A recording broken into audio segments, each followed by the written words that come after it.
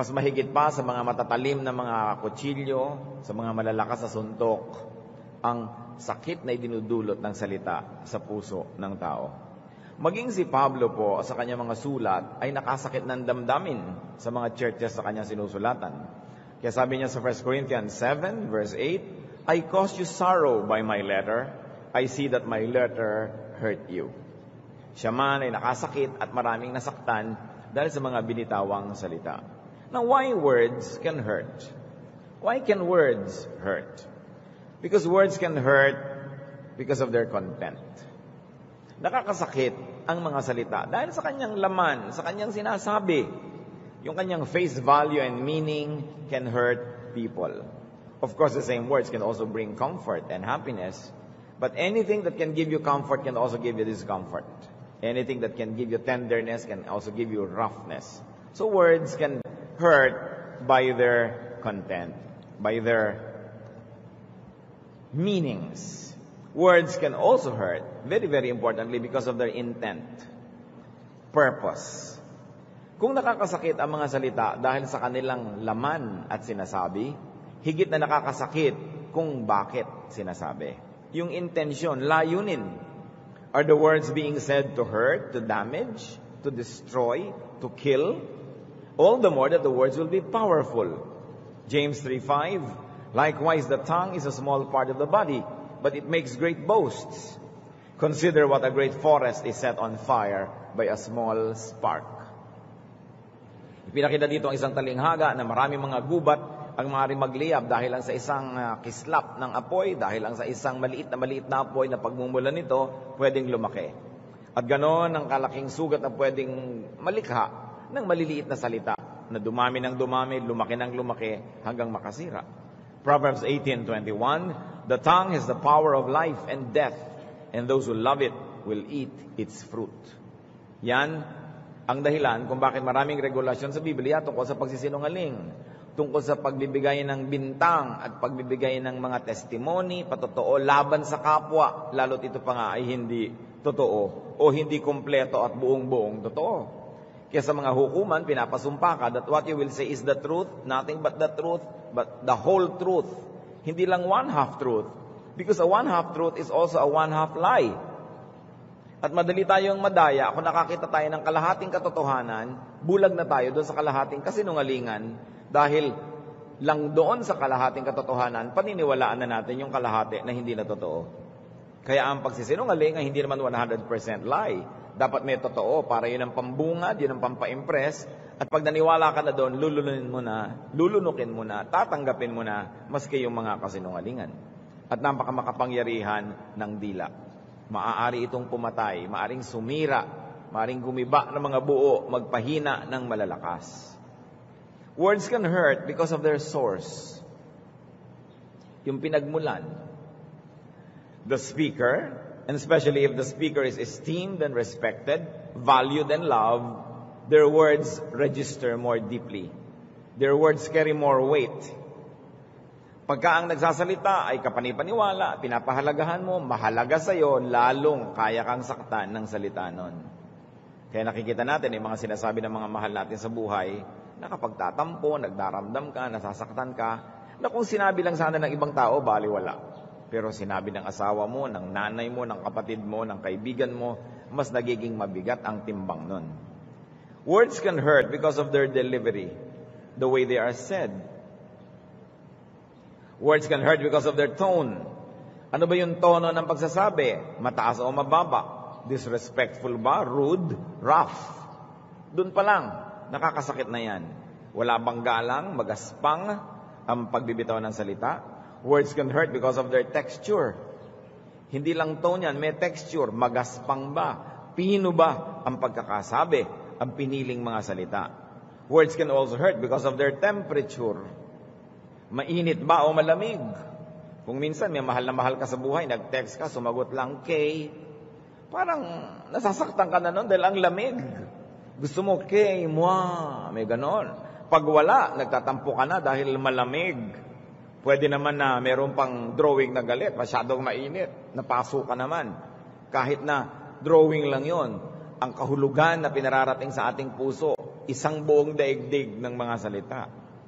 Words can hurt because of their taste. Matamis ba o mapait? Mapakla ba? Maasim ang salita o masarap? No? Words can also hurt because of their color. Bright ba o pale? Kaya ang mga Pilipino, hindi sapat na nagte-text. Kailangan may mga icon, may mga drawing ng mga umiiyak, may mga drawing ng tumatawa, humahalakhak. Kasi kailangang iparamdam yung nandoon sa puso. At pagka yun ay kulang, dinaramdam noong nakakatanggap. Pagka naman tamang-tama, siya ay nag-enjoy. So delivery is very important. Sa Acts 23, 3-4, nung si Paul ay nakipag-away sa high priest, then Paul said to him, God will strike you, you whitewashed wall. You sit there to judge me according to the law, yet you yourself violate the law by commanding that I be struck. Those who were standing near Paul said, you dare to insult God's high priest? You know, Paul got into a lot of trouble because of his very sharp tongue. At dito sa incident na ito, hindi niya ginalang yung high priest ng Israel. Nakasakit siya, hindi lang noong pinagsasabihan, kundi pati ng mga nakikinig. Delivery can cause pain in the hearers. Words can hurt because of their spirit. May espiritu ang bawat salita. Ano yung espiritu niya? Espiritu ba ng pag-ibig? Espiritu ng panggugulo? Espiritu ng pang-iintriga? Espiritu ba ng pananakit? You know, the spirit of lack of concern and consideration, lack of goodwill, lack of love and tenderness, all of that can hurt. You know why? Because everybody just want a little bit more love. Kaya maliit o malaki kang tao, babae ka o lalaki, matanda ka o bata, mayaman ka o mahirap, lahat ng tao ay naghahanap lang ng dagdag pang pag-ibig, dagdag pang tenderness, kindness, affection. And the spirit of words can actually frustrate people because they don't hear what they expect to hear, or they hear what hurts them to hear. And so words are very powerful. Galatians 2:11, another incident of Paul demonstrating the spirit of language. When Peter came to Antioch, I opposed him to his face because he was clearly in the wrong. Paul thought that Peter was wrong, but the way he handled it, he opposed Peter to Peter's face. Sa harap ng iba, dire-diretsahan niyang talagang sinopla at ipinahiya si Peter. What would be caused by that? Embarrassment, pain. Kaya marami mga conflict, yung mga Bible characters na yan, dahil nung paman, tulad ngayon, may mga interpersonal relations that were being strained because of the way people used words. Nagkakagalit sila doon, naghihiwa-hiwalay, nagkakanya-kanyang lakad, dahil sa mga binibitiwan at nadidinig ng mga pananalita. Tayo ngayon, ganun man. Marami mga mag-asawa nagkakalayo ang loob dahil sa masasakit na salitang nadinig.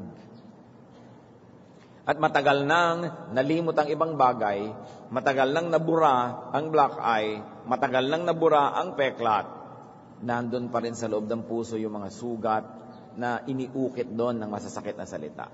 Pinakamahirap at pinakamatagal burahin. Now, how do we ease pain inflicted by words? Siguro naman kung ikaw 3, 4, 5 years old na, nagkaroon ka na ng share ng painful words.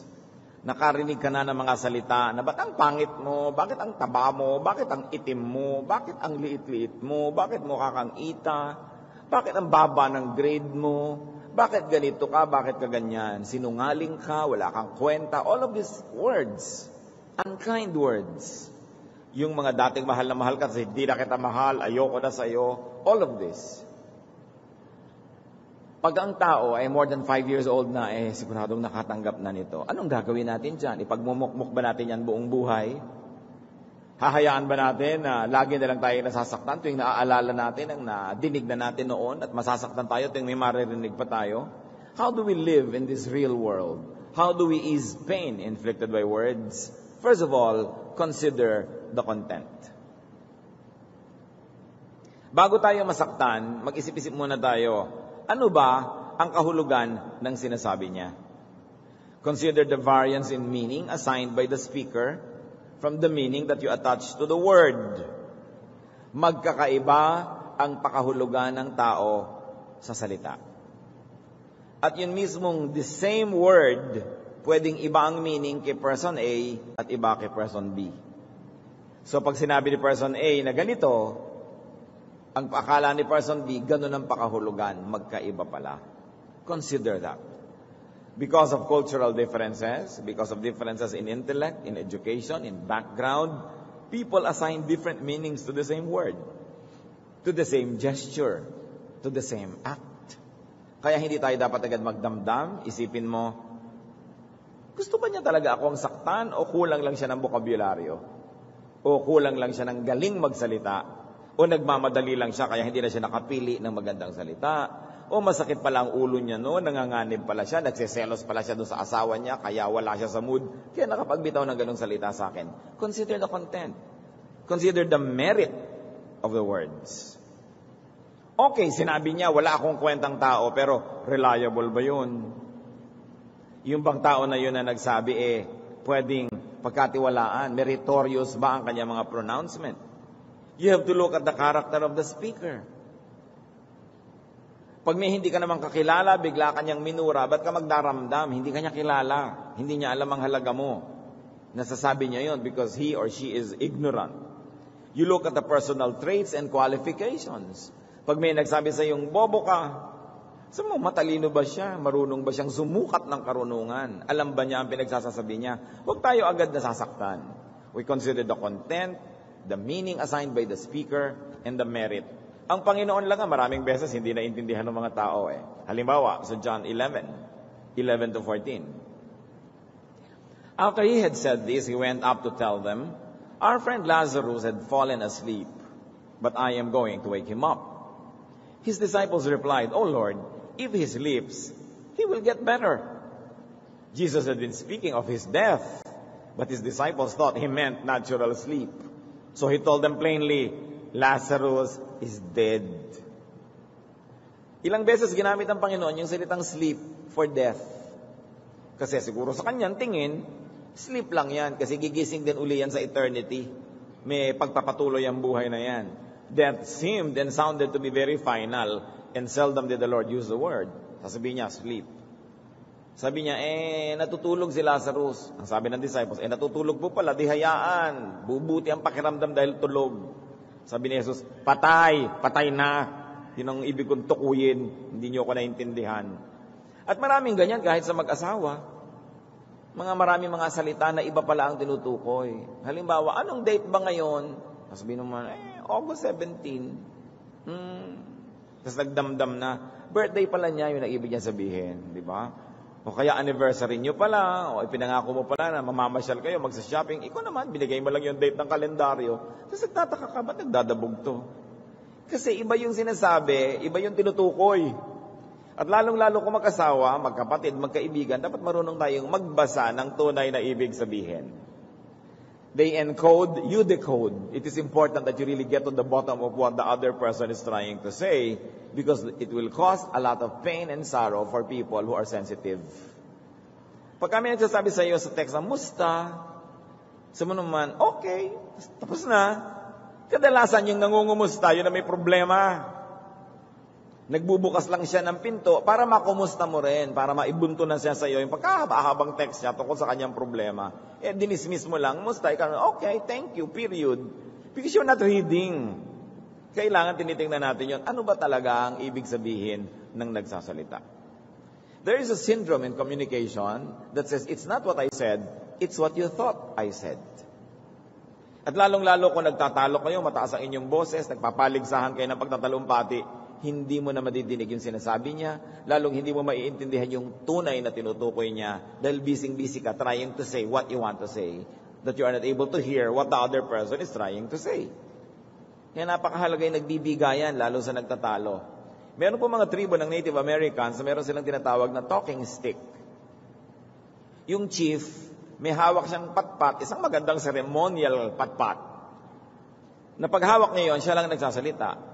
At kung kanino niya yun iabot, yung may hawak lang noon ang pwede magsalita. Therefore, when there is a meeting, walang magkasabay na nagsasalita dahil may talking stick. Dapat siguro ang mag-asawa may ganyan din. Ha? Talking stick. O, ikaw naman. Okay na, ako naman. Ganyan. Para hindi nakakagulo. At kadalasan, hindi naman talaga yun ang ibig mong sabihin. Meron kang ibang ibig sabihin, pero mali ang pagkakabasa At dahil sa pride mo, hindi mo na i-correct yun. Sabi, bahala ka kaya ng reading mo. Pero alam mo, hindi yun ang ibig mong sabihin, pero ayaw mo lang ipaliwanag. Lalo tuloy, gumugulo.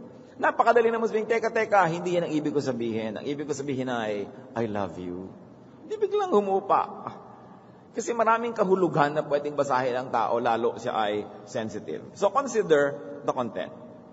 Then consider the intent, the intention, the spirit of the word.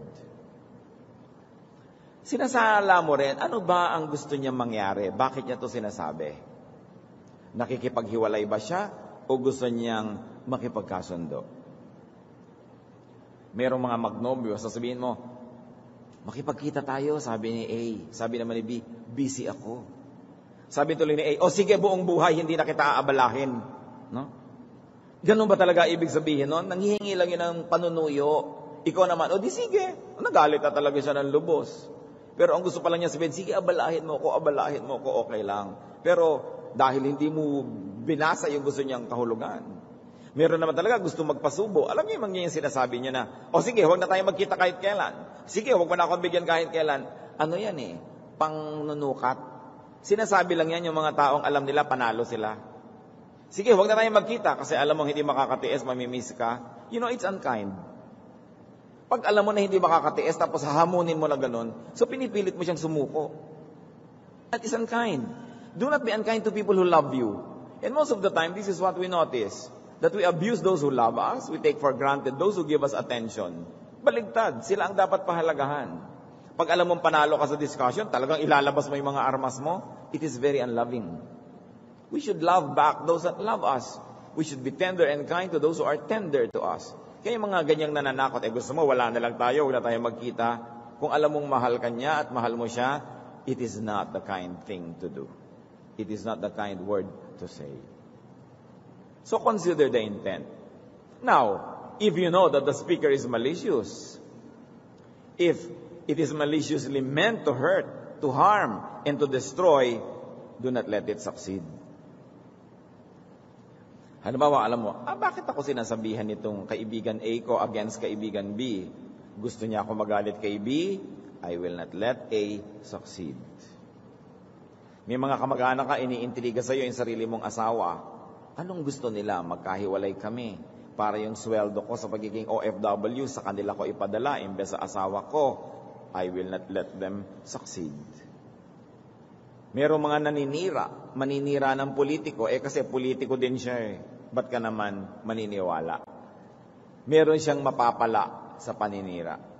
Tatandaan ninyo, kung may mapapala yung nagsasalita sa paninira, huwag kayong maniwala agad. Kasi malicious ang intention. Meron siyang gustong ibisto na kasalanan nitong taong ito. Tagal-tagal na niyang alam, ngayon lang niya sinasabi. Bakit hindi niya sinabi noon? Kasi kasama pa niya siya noon. Ngayon, nagkahiwalay na sila, gusto niyang sirain, kaya niya ibibisto. Ba't ngayon pa lang? Kaya kaduda-duda din yung intention nun. Meron halimbawa na isang accountant, nalaman niya na may nandadaya, nangungupit sa company, pero 3 years na yon, ngayon lang niya sinabi, siguro magkaibigan sila noon, ngayon magkagalit na sila. So, totoo man yun at hindi, anong intention mo? Bakit mo yan sinasabi? I will not let you succeed. Because you're going to manipulate even the truth for a very evil purpose. Dapat natin sinusuri, ano ang intensyon ng nagsasalita. Gusto ba niyang sumira o gusto ba niyang bumuo? Gusto ba niya na gumante? Gusto niyang manakit? Bakit yung giyera nilang dalawa, sasali ka? Bakit ka makikinig doon sa nagsasalita ng negative? Giyera nila yun, ba't ka ngayon makikilahok? Kahit pa nga, totoo yung sinasabi niya, itatanong mo muna sa sarili mo, ano ang intention niya? Bakit niya ito sinasabi? So, object, kung ikaw yung pinag-uusapan, hearer, kung ikaw yung nakikinig, frustrate the agenda of evil and malicious people, even though they are talking of the truth. Because they're only exploiting the truth for an evil agenda. Kailangan mapanuri tayo. Hindi tayo agad sumasali at hindi tayo agad nagpapa-apekto. Si Lord na nga, lagi siyang target ng ganyang mga intriga. Matthew 12, verses 15 and 18. Then the Pharisees went out and laid plans to trap him in his words. Alam niyo, itatrap yung isang tao sa isang salita lang na binitiwan niya, unkind yon. Kasi kung minsan, nabibitiwan natin ang salita, di natin sinasadya. Kung minsan, just for the lack of a better word, kung minsan, limited ang iyong vocabulary. Kung minsan, napasubo ka lang na sabihin yun dahil gipit na gipit ka. Kung minsan naman, hindi mo napansin na nasabi mo pala, pero para ipako mo ang isang tao sa isang salitang nabitiwan, dapat mo ring isipin, policy ba yun? Nadulas lang ba ang dila? Kung minsan, people are unkind even to preachers. You know, preachers have to say thousands upon thousands of words. Tapos kung minsan may isa kang word na nasabi na na-offend yung isang nakikinig, kasi siguro sa kanya, ayaw niya ng salita na yun. Nagaspangan siya o hindi siya natuwa sa salita. Kung ano-ano na sasabihin niya, susulatan ka, tetextan ka, that you are evil, why are you saying this? You are a public servant, etc., etc. Pagka lang nadinig yung paulit-ulit na sinabi at policy talaga yon, tsaka nila kayo mag-react. Because sometimes, people are not always aware of the kind of words that they have to say, especially in public. There are people who are very nervous. They say many things they don't mean to say. Or just because they have to keep on talking, because there will be dead air and nothing will happen if they didn't talk. Sometimes, it's not the best words that come out. So even public speakers, even preachers, have to be measured according to their batting average. Yung average niya, hindi lang yung one isolated incident, i-judge mo ang tao sa isang salita. Kundi ilang beses niyang sinabi ito, out of 10,000 words, ilan dun yung ganitong salita? One lang. Ay baka naman hindi niya talaga policy na sabihin. Hindi naman talaga yun ang gustong sabihin. We should be kinder, especially to people who have to speak a lot. Hindi naman laging available yung best words because the memory is not always working the way it should. And sometimes you hear this, very unkind. Very unkind. Titingnan natin yon. Verse 18 ng Matthew 22, but Jesus, knowing their evil intent, said, "You hypocrites, why are you trying to trap me?" You know what the hypocrisy was? They were not really looking for the truth. They just wanted to corner Jesus, to nail Him with His every word. Naghahanap lang sila ng butas para nila maipahamak si Jesus. The words may not be malicious, but the intention was. And so the Lord said, "You hypocrites, you are not really after the truth. You simply want to destroy me." At hindi siya nagpa-apekto sa ganong mga bagay. We should be kinder to people who are always exposed to public attention and public scrutiny. Because they cannot always have a 100% performance in public.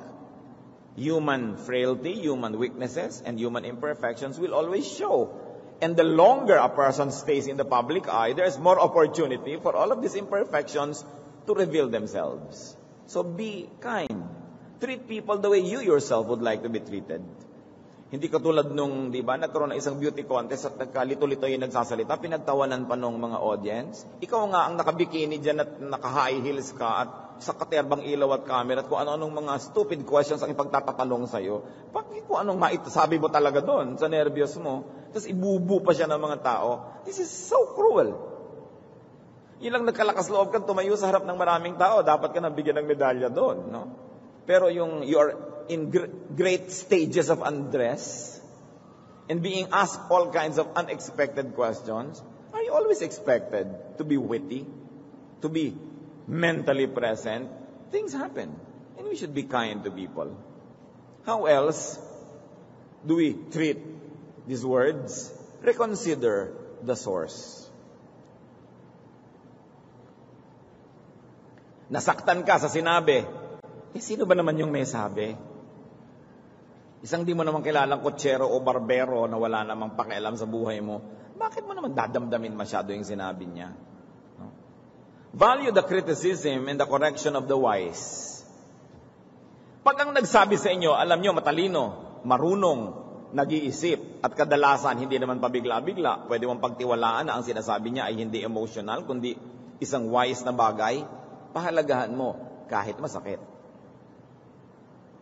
Kasi pag galing sa marunong, kayamanan yun. Yung i-criticize ka ng marunong, pasalamat ka. Sumusulat ka ng tula, kinriticize ng profesor na magaling sa tula, tapos dinurog-durog niya ang puso mo, pasalamat ka. Dahil itinuro niya sa iyo ang napakatagal niyang natutunan sa hindi mo dapat paggagawin tungkol sa isang tula. Meron kang biyanan, talaga ang galing-galing maglaba, hinahawakan pa lang niya, parang planchado na agad, no? Tapos yung Nilaban mo parang nanggaling sa balon, tinapakan, dinurog, tinukatokan ng manok, tapos pinintasan ka, huwag kang magtampo. Dahil pakikinabangan mo yung napakaraming natutunan tungkol sa dakilang gawaing paglalaba. So pasalamat ka. Titingnan mo kung sinong nagsasalita. Kung marunong, masarap man o hindi masarap ang sinasabi, pag nilulun mo yun at dinigest, at the end of the day, you benefit. Proverbs 12:18, reckless words pierce like a sword, but the tongue of the wise brings healing. So pag wise yung nagsasalita, may age, merong edge, merong experience, value it. Disregard words of fools. Naglalakad ka, may mga lasing, sabi siya, hoy, pangit, pangit. At masasama loob mo, mga lasing nga yan. Diba? Pahalagahan mo pa ba yung sinasabi ng mga taong tinatapon yung buhay nila, nakahambalang sila dyan sa immoral araw-araw? Proverbs 15 verse 2, the tongue of the wise commends knowledge, but the mouth of the fool gushes folly. And foolishness here doesn't only mean lack of intellectual awareness, it can also mean evil, an evil agenda. Yung ginagalit ka, talaga yung ginagalit ka para makipagsuntukan ka, bakit ka naman papagalit? Eh di nagtagumpay siya. Kailangan alam mo, ano yung intention niya? At sa lagay, kakagating ko yung pain niya, susunod ako sa kanyang direksyon na gustong puntahan. No way. We have to consider the importance of the speaker to you. Kung mahalaga siya sa'yo, ganun mo kalaki pahalagahan ang sinabi. Kung hindi naman mahalaga yung tao sa'yo, tapos masakit yung sinasabi niya, huwag mong bigyan na masyadong halaga. Huwag mong asahan na mahalin ka ng buong daigdig. Yung mahal ka ng 5, 10 tao, okay na yun. Pero yung mahalin ka ng publiko, that's too much to ask. Ang Panginoong Jesus, lagi na lang siyang pinagwiwikaan, nilelabel, binabansagan ng kung ano-ano mga bansag. Anak daw siya ng demonyo, prinsipe ng mga masasamang espiritu, etc., etc. Matthew 12:23-24. All the people were astonished and said, could this be the son of David? But when the Pharisees heard this, they said, it is only by Beelzebub, the prince of demons, that this fellow drives out demons. Isipin ninyo ang Panginoon nagpapalayas sa masasamang espiritu at sabi ng mga pare na hindi makapagpalayas, kaya naman niya nagagawa, yan ang prinsipe ng mga demonyo, kaya nakikinig ang mga demonyo. Yun ang tawag sa kanya. Did the Lord allow this to affect him? Nagtampo ba siya? Nagmukmuk? Bakit mo papahalagahan ang sinasabi ng mga naiinggit sa'yo? Bakit mo papahalagahan ang sinasabi ng mga ayaw sa'yo o galit? Siyempre, walang mabuting sasabihin yan tungkol sa'yo. Benefit from the words. That's the other thing you do. Kahit pakalaban mo yan, masakit ang sinabi, suriin mo, may mapapala ka ba doon? Totoo ba yung sinasabi? So pwede kang mag-improve. Di, pasalamat ka. Nagising ka sa katotohanan na meron kang dapat improvein sa buhay. So benefit from the words. Learn the lessons. Proverbs 9:9, instruct a wise man and he will be wiser still. Teach a righteous man and he will add to his learning. Anong gagawin mo? Binabato ka ng mga tao. Pwede kang patama ng patama. Bukol-bukol ka. Sakit-sakit. Luha-luha. Pwede kang matabunan ng mga batong ito at ikaw ay malibing sa ilalim ng mga bato. O pwede mong ipunin ang mga batong ito at gumawa ka ng bahay. Pwede kang gumawa ng bakod. Pwede kang gumawa ng monumento. What you do with these words being thrown at you is up to you. You have the power to use it the way you want. So don't let them just affect you negatively. The one who hears words, if he's going to filter those words and learn from them, will definitely benefit. And benefit should ease pain. Benefit should bring relief and even pleasure to you. Proverbs 25:12, like an earring of gold or an ornament of fine gold is a wise man rebuke to a listening ear. Daig pa daw ng pagtutuwid ng isang marunong na tao ang alahas, ang gintong hikaw. Pag marunong ang nagtutuwid sa iyo, pahalagahan mo yon. Pasalamatan mo yon. Kahit sa biglang dinig ay masakit. Sapagkat sa kaduluduluhan nun, ikaw ang siyang makikinabang. What else do you do with unkind words? Desensitize yourself. Alam niyo kung bakit may kalyo ang paa? Para wag masaktan. Kung may masikip kayong sapatos, kaskas ng kaskas yung sapatos doon sa balat nyo, after 1 week, may kalyo na kayo. Para patuloy ang kaskasan, hindi mo na nararamdaman. Yung mga magbubukid na lagi naglalakad ng nakayapak, ang kakapal ng paa, daig, ang rubber. Matinik man yan, matibo, mabote, hindi niya nararamdaman. Kasi ang kapal ng talampakan. Tapos, pa-foot spa, lumabas na yung ugat ng paa mo, kaya kahit isang buti lang ng alikabok, masakit na. Diba? Yung mga paang makakapal, ready for action. Kaya kung minsan iniisip ko, ba't ko nga ba ito tatanggalin? Bakit ko tinatanggal yung cuticle nilagay yun ng juice doon para pagka lumubog ang kamay ko sa tubig, lalo't marumi, huwag pumasok yung maruming tubig sa loob ng daliri ko. Tapos ngayon tatanggalin ko, di ba? After 2 or 3 days, kadudukot ko sa bulsa, busangsang na yung daliri ko. Ba't ko ginagawa ang mga bagay na yan? Di ba? Hindi mo malaman yung kamay mo kung sepilyo o brocha. So, pamanicure ka na naman. Sa bagay, kumikita ang mga manikurista. Pero iniisip natin dapat yung mga ginagawa natin. Because we're all making ourselves too sensitive. No? Kung ano-ano yung paglalagay mo sa mukha para pumuti, hindi ka ngayon patama sa araw. Maglalagay ka ng mga aspa-aspalto sa mukha mo para sunblock. Hindi ka na makapagbilad, hindi ka na makapagkula kasi hindi ka pwede maarawan. Ba't mo ginagawa sa sarili mo yan? Diba? Dapat din natin iniisip, we are making ourselves too sensitive. Yung mga bata na sobrang laki, lumaki sa linis, konti lang alikabok tuloy, nagkaka-allergy, daig na daig ng mga dukha na lumaking gumagapang sa lusak, ay hindi tinatablan ng mikrobyo. So, why do we make ourselves too sensitive? And apply that to words. Ba't man iindahin lahat na nadidinig mo? Bakit man mahahayaan na lahat ng tinig, masaktan ka? Lahat ng alikabok, ma-allergic ka? Lahat na lang ng araw, basunog ka? You learn from every lonely day. Gagawa ka ng paraan para maka-adjust dyan. Kung nasaktan ka na noon, nasaktan ka kahapon, pag nasaktan ka pa rin bukas, may problema ka na noon. Hindi mo pinag-aaralang i-protect ang sarili mo. So you say, hindi naman marunong yung nagsalita, bahala siya. Hindi naman totoo yung sinabi niya, bahala siya. May masama naman siyang intensyon, bahala siya. Hindi naman niya kasi ako mahal, ba't ko naman aasahan na magsasalita siya ng maganda? And because of that, you'll be protected. Do not be easily affected. Do not be easily within reach of malice. There's a children's rhyme that says, stick and stones can break my bones, but words can never hurt me. Pag sobra kayong laging pinupukol ng mga masasakit na salita, pwede kayong magtago dito sa comfort nitong rhyme na to. Hindi naman totoong bato, hindi naman totoong patpat ang hinahampas sa akin, salita lang, hindi ako masasakpan dyan. You have to learn to desensitize yourself. You have to learn to protect yourself. Kaya yung mga tao na nasa public eye, somehow they learn. They cope. Nasasaktan pa rin paminsan-minsan, pero hindi na tulad ng dati. Isaiah 51:7, hear me, you who know what is right, you people who have my law in your hearts. Do not fear the reproach of men. Up to a point, mahalaga ang sinasabi ng tao tungkol sa atin, pero hindi ganun kahalaga. At definitely, hindi kasing halaga ng sinasabi ng Diyos tungkol sa atin. Kung meron tayong dapat na unahin, pansinin, pahalagahan, ano ang sinasabi ng Diyos tungkol sa iyo? Yun ang talagang mahalaga. Ano ang sinasabi ng langit tungkol sa iyo? Huwag mong laging ikabit yung kaligayahan mo, isabay doon sa sasabihin ng kapwa. Chances are, you will be sad.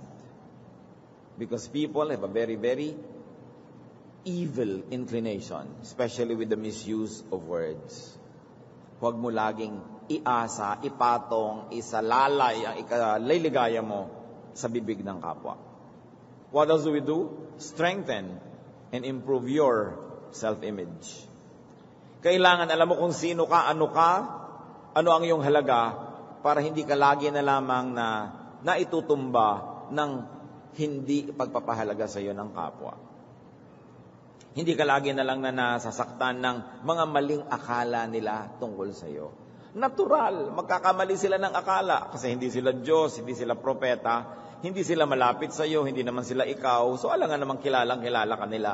So huwag ka magtaka kung hindi ka naintindihan. Yun ang mas natural na asahan mo na hindi ka naintindihan. Lalo't hindi mo naman talaga ipinaliwanag o hindi mo ipinaliwanag ng mabuti. Dapat ang tao may malino na pagkakilala sa sarili. Pag sinabi ng mga taong wala kang kwenta, yun akala mo, ang kwenta-kwenta ko according to myself. Dapat meron kang ganung pagpapahalaga sa sarili. Ang pag-ibig sa sarili hindi masama. Anong sabi ni Jesus? Love your neighbor as you love yourself. Hindi naman sinabing love your neighbor more than you love yourself. Love your neighbor in the same way that you love yourself. So what is the presumption? That you begin by loving yourself first. And when you love yourself, you will be able to have a good measure of how you might love others. That you love them as you love yourself. Akala ng mga Kristiyano, masamang mahalin yung sarili. No? Masama na unahing mahalin ang sarili. Yung mga sobrang humble, hindi natin pinapahalaga ng sarili natin kahit ano, hindi nyo rin kayang pahalagahan ng kapwa. You've got to have a very strong and a very clear self-image. At ikaw'y mahalaga. Kung sabi man ng iba, huwag ka sa kanila makinig. Sabi ni Jesus, mahalaga ang bawat tao. Matthew 6:30, if that is how God clothes the grass of the field, which is here today and tomorrow is thrown into the fire, will He not much more clothe you, O you little faith? And 10:31, you are worth more than many sparrows. Sabi, kung yung mga ibon, mga maya, mga pipit, binabato-bato lang ng mga tao, binibenta lang ng mura, sa mga palengke, kinukulay pang pink, blue, kung ano-ano pinagagagawa sa ibon. No? Sabi, kahit ginaganyan-ganyan lang ng tao, mahalaga yan sa Diyos. Walang lumilipad dyan na biglang bumabagsak sa lupa o namamatay na hindi bilang ng Diyos. Pinapahalagahan ng Diyos yan. At sabi, higit kang pinapahalagahan kaysa mga sparrows lang. Higit kang pinapahalagahan kaysa damo. Yung ang damo lang pero ang ganda-ganda ng kulay ng kanyang bulaklak. Kahit yung bulaklak niya, isang araw lang na nandyan, sa makalaway, luoy na siya, pinapaganda pa rin ng Diyos kahit isang araw lang na nandyan yung bulaklak. Ikaw pa, hindi ka naman damo, tao ka. Hindi ka naman ibon, tao ka. So dapat pinahalagahan mo ang sarili mo. Iginagalang mo ang sarili mo. At hindi mo pinapayagan na lait-laitin ka, at kung hindi mo man mapigil ang sasabihin ng iyong kapwa, pwede mo naman pigilin ang sarili mo na maniwala at paapekto sa sinasabi ng iyong kapwa. A very strong and clear self-image will insulate you from a lot of unkind words being said by people about you. So measure yourself with your standards. Measure yourself with your own self-image. Romans 12:3, think of yourself with sober judgment, in accordance with the measure of faith God has given you. So sa mga lumalabis, sabi, huwag kayong sumobra. Think of yourself with sober judgment. Hindi kayo dapat parang lasing o lango o hangal sa pagsukat sa inyong sarili. Huwag niyong pasobrahan. Pero huwag niyo rin pakulangan. Yung tama lang. Huwag mong itaas ng higit sa tama, huwag mo rin ibaba ng higit sa tama. Meron kang dapat kalagyan at dapat malinaw sa atin kung sino tayo. And when words are unkind, find comfort in friendship.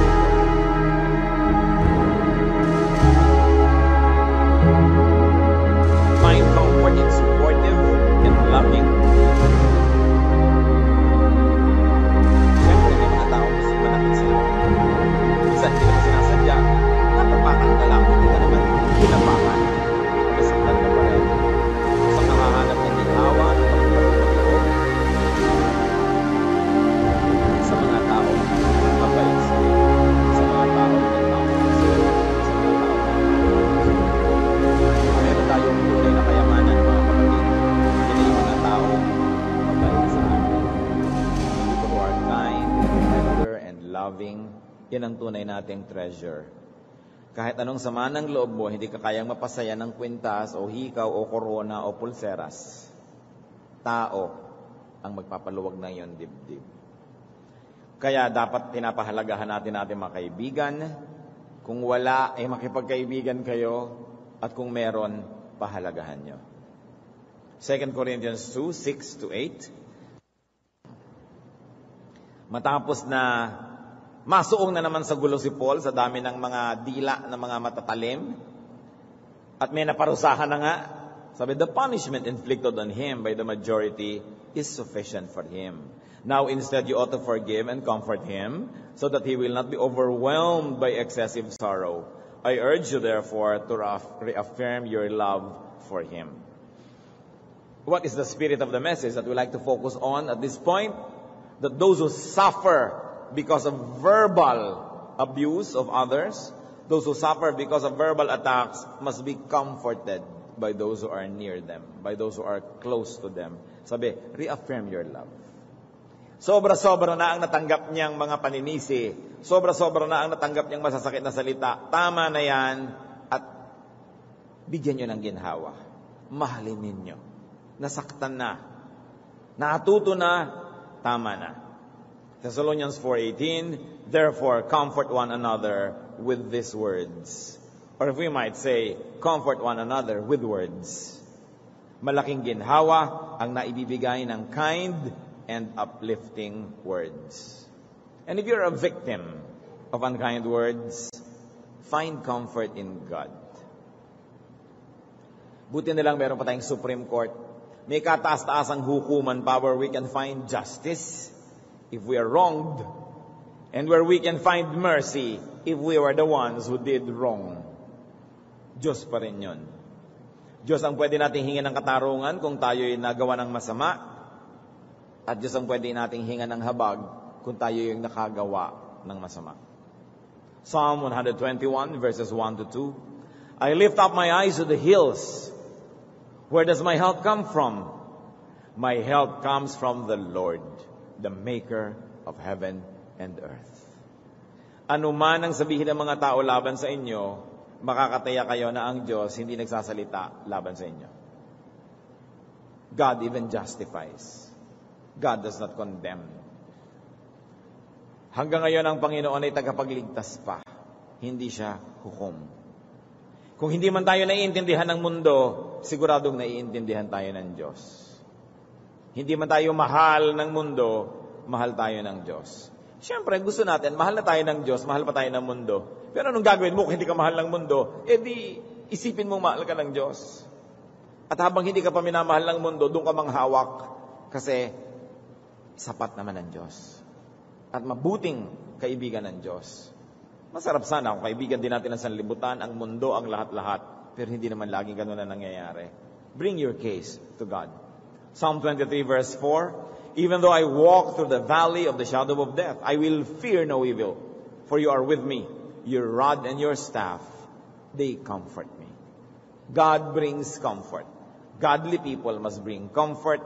The people of God must be refuges. Must be refuge. You must be a refuge of people. Yung paggipit na sila, alam nilang pwede silang pumunta sa'yo. Hindi mo huhusgahan, kukupkupin mo, aalagaan, pagagalingin, at kung kailangan turuan later, kung gumaling na, tsaka siya turuan. Pero mahalaga na ang mga tao alam nila, pwede silang tumakbo sa inyo. At mahalaga rin, meron tayong natatakbuhan na uunawaan tayo dahil nakikipag-unawaan tayo sa kanila. Diyan dumarating yung halaga ng friendships. When all the world crumbles around you, and you have friends that pray for you, that support you, that understand you and love you, in spite of probably a very ugly truth about you, but they still love you, that is a piece of heaven. That's the most important real estate that you can have in this side of eternity. Kaya mahalaga yung tayo nakikipag-unawaan, nakikipagkaibigan. 2 Corinthians 1, 3-4. Praise be to the God and Father of our Lord Jesus Christ, the Father of compassion and the God of all comfort, who comforts us in all our troubles, so that we can comfort those in any trouble with the comfort we ourselves have received from God. Ang gusto lang naman sabihin dito, kung ano yung ginhawa na natatanggap natin mula sa Diyos, ipadama din natin sa ating kapwa kung ito ang kanilang kailangan. So tayo na binibigyan ng Panginoon ng ginhawa, dapat nakapagbibigay din ng ginhawa sa ating kapwa. We are surrounded by wounded people. Their hearts are wounded by words. What can you give? Give comfort. Love instead of preach. There's a correct time to preach. In fact, don't preach at all.